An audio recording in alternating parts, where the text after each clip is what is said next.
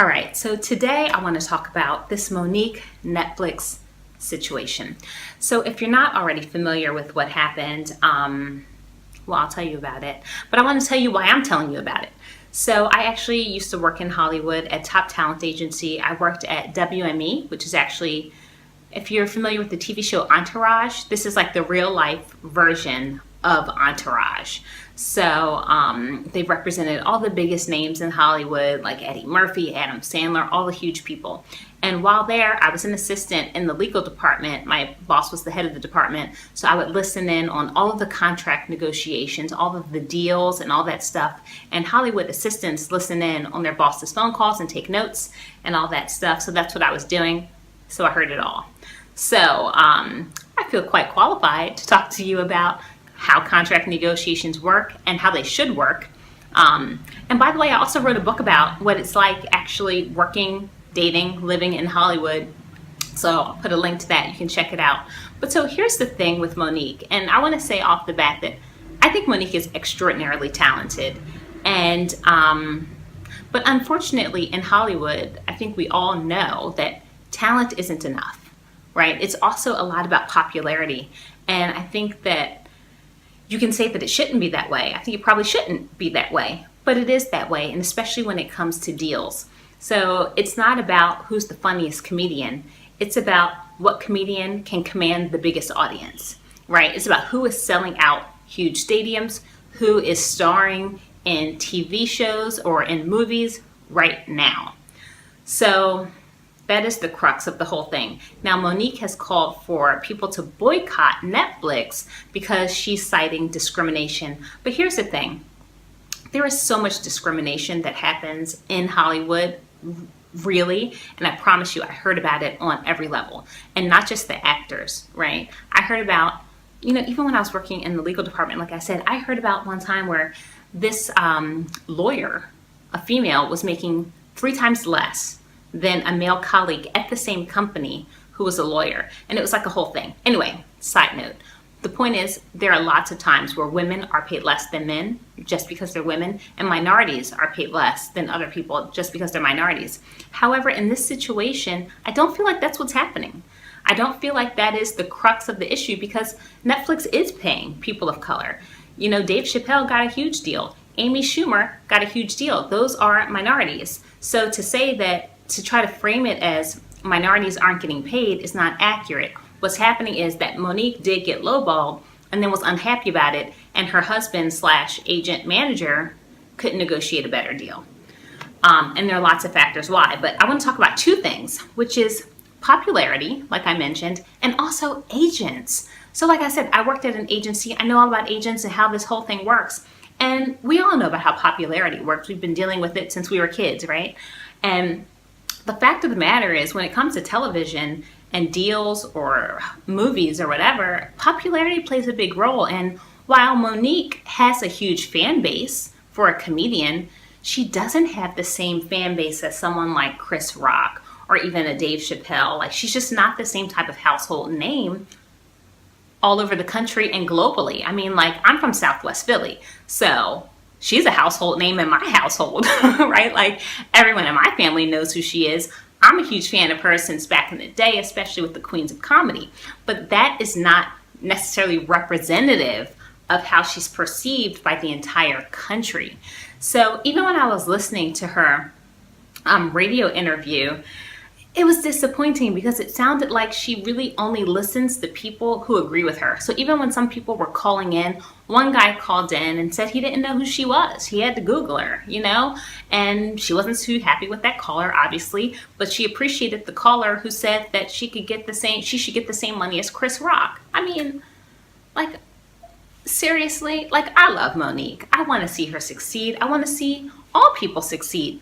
But like, are we really trying to say that Monique is the same level of household name as like a Chris Rock? I don't think that's accurate. It's not accurate, So you have to be realistic when you look at this stuff, and you need a good agent. So she had her husband doing this, but if you have your husband working as an agent, and this is no diss on her husband, I don't know this man, I'm making no judgments. But what I'm saying is, a husband, if he's a good husband, which I'm just going to assume that he is for the sake of this conversation, if he's a good husband, he has her back. right?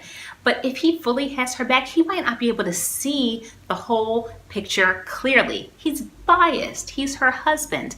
And if he doesn't have like decades of experience or even like 5 or 6 years of experience with negotiating deals for high level talent that's not her and with certain outlets like a Netflix or all these different places, then he's just not the best person to make those deals. So you can have the best intentions, but still not be the best person for the job, because a good agent should be able to really level with with Netflix and with any outlet. So here's what I would have done, and what with my experience from listening in on deals and all these calls, and also knowing her experience in the industry.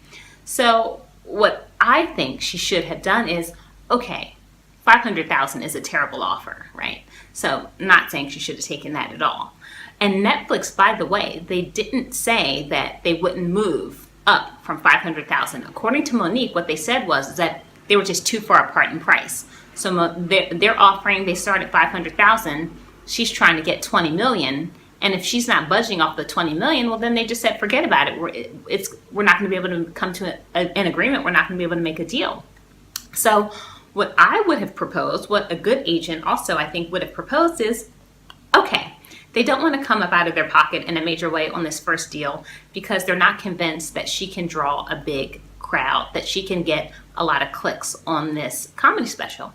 So you agree to do the deal for like maybe 1.5 million, right? With the understanding that it's only for one deal. You don't sign a multi-special contract, right? Because Netflix is doing a ton of different deals right now. They're doing a ton of comedy specials. So you know that if this deal goes well, if the comedy special is a success, you know for a fact that Netflix is going to come back and want to do another one. So you go ahead, you do the deal for the 1.5 million, and then you know that on the second one, you're going to increase the cost to a much more desirable figure that you feel more comfortable with in the second deal. Now, I get that Monique might feel like, okay, she's a big enough talent that she shouldn't have to take less money, but you know what? 1.5 million or something like that she could have gotten to. I don't know what the actual number is that she could have gotten to. More than 500,000, that's a given. But it's like Monique, by her own admission, says she was blackballed by Hollywood. So if that's accurate, if she feels like she was blackballed, then that's why she gets blackball money. And I think she is at a point where she needs to redeem herself. Like, it would be great to have a big success, to have a big win under her belt. And I think that that's what makes me sad as a personal fan of hers, which is like, I want her to have a win, you know? And this is kind of making her look bad. I feel like it hasn't seemed to really rally the troops. And what made me sad was when, in the interview at one point, she said something like, they asked her, what is she hoping to get out of this? And she said she's hoping that Netflix is going to come back to the table with that 20 million. And I felt like, really?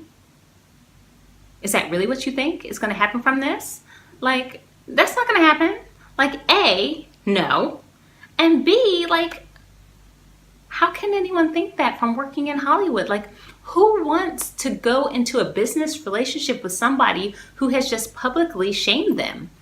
And because that's a start of a relationship. You know, like, there are cases where actors and writers who've been working on a show for a long time and then feel like because of the success of their current job that they should be paid more for the current job that they are already doing and excelling at. And they want to say, we deserve more.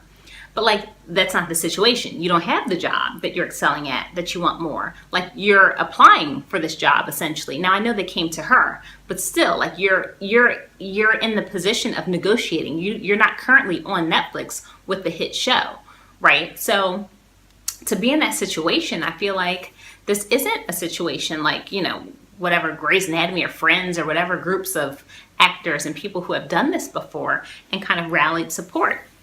So it's a different situation. And, you know, I think that you can't underestimate how things work in Hollywood. And, you know, like, who wants to be bullied into making a deal with somebody? Who wants to be coerced? Like, how is that the start of a good working business relationship?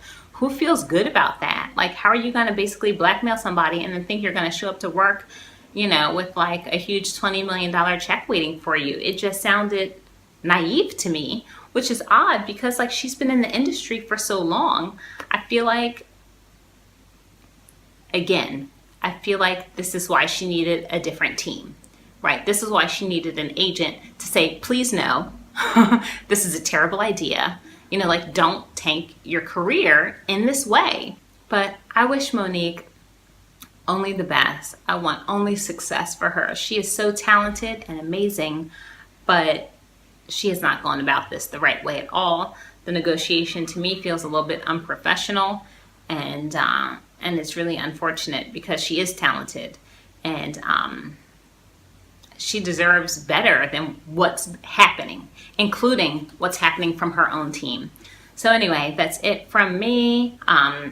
I'm a traveler now. I used to work in Hollywood, but I travel all around the world, talking to people, making videos about what I see. Some are really fun, just like me trying new foods and doing kind of fun explorations like that. And some are talking to people who live abroad, started businesses, and are just like thriving on their own. So there's a whole mixture, even some dating chats. I like to talk about all sorts of things.